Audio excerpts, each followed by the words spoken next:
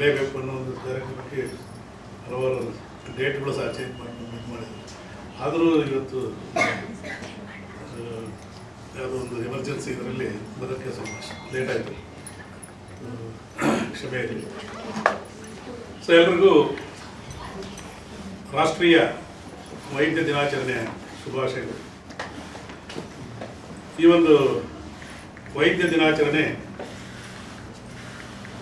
ನಾವು ಒಬ್ಬ ವ್ಯಕ್ತಿಯನ್ನು ಅವರ ಒಂದು ಡೆಡಿಕೇಶನ್ ಮತ್ತು ಅವರ ಒಂದು ಪರ್ಸಿವರೆನ್ಸ್ ಮತ್ತು ಅವರ ಸೇವೆಗಳು ಅದನ್ನು ಗುರುತಿಸಿ ಅವರ ಒಂದು ಜನ್ಮದಿನದಂದು ಡಾಕ್ಟರ್ಸ್ ಡೇ ಅಂತ ಮಾಡ್ತೀವಿ.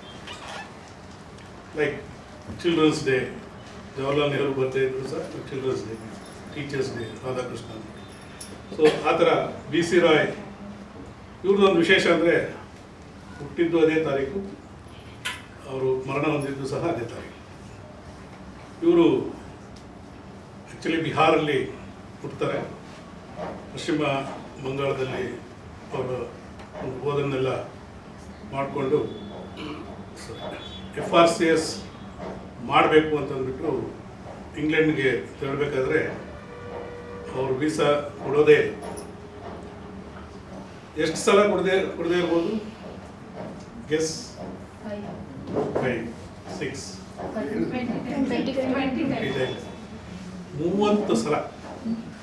30 ಸಲ ಅವ್ರಿಗೆ ರಿಜೆಕ್ಟ್ ಆಗುತ್ತೆ. ಆದರೂ ಅವ್ರ ಆಸೆನ ನಿರಾಸೆ ಮಾಡ್ಕೊಂಡಿದ್ದಾರೆ. ಕಡೆಗೆ ಕೇವಲ 2 ವರ್ಷದಲ್ಲಿ FRCS ಮತ್ತು MRCP, ಇದು ಬಹಳನೇ ವಿಚಿತ್ರ. 2 ವರ್ಷದಲ್ಲಿ ಇವೆರಡೂ ಡಿಗ್ರಿಗಳನ್ನ ಪಡೆಯೋದು ಬಹಳನೇ ಕಷ್ಟನೂ ಸಹ.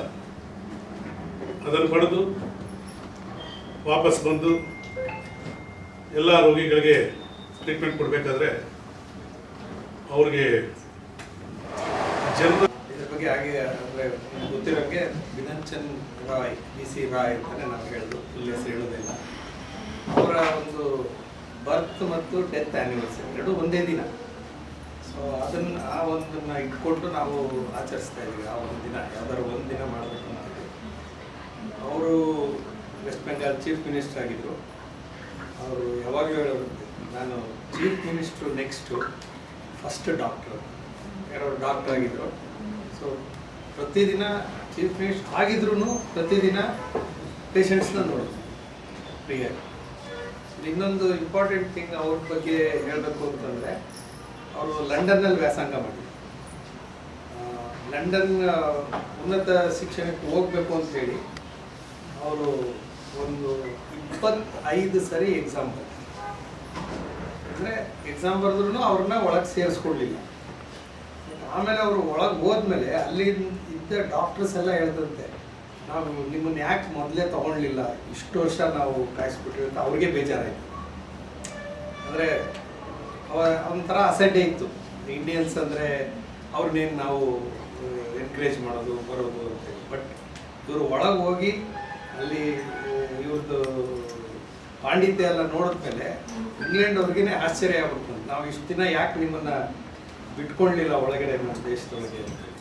ಅಂದ್ರೂ ಅವ್ರಿಗೆಲ್ಲ ಆಫರ್ ಇತ್ತು, ಅಂದರೆ ಇಲ್ಲೇ ಇದ್ಬಿಡಿ, ನಮ್ಮ ಇಂಗ್ಲೆಂಡಲ್ಲೇ ಇದ್ಬಿಡಿ, ನಿಮ್ಗೆ ಏನು ಮಾಡ್ಬಿಡಿ ಅಂದರೂ ಅವರು ವಾಪಸ್ ಬಂದು ನಮ್ಮ ಇಂಡಿಯಾದ ಜನದ ಸೇವೆ ಮಾಡಬೇಕು ಅಂತಲೇ ಮಾಡ್ತಾರೆ.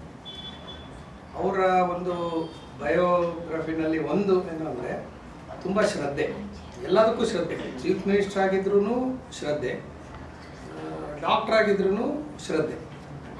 ಯಾವುದೂ ಒಂದು ಏನೋ ಕಾಟಾಚಾರಕ್ಕೆ ತೊಗೊಂಡು ಮಾಡ್ತಾ ಇರಲಿಲ್ಲ.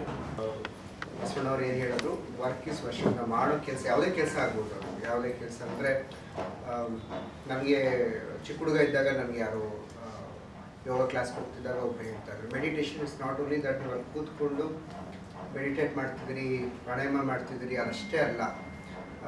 ಅಂದರೆ ಫಾರ್ ಎಕ್ಸಾಂಪಲ್ ನೀವು ಬ್ರಷ್ ಮಾಡಬೇಕಾದ್ರೆ ಬ್ರಷ್ ಮಾಡೋದ್ರ ಕಡೆ ಗಮನ ಕೊಡಿ, ಓಟಿ ಮಾಡ್ಬೇಕಾದ್ರೆ ಓಟಿ ಮಾಡೋ ಕಡೆ ಗಮನ ಕೊಡಿ.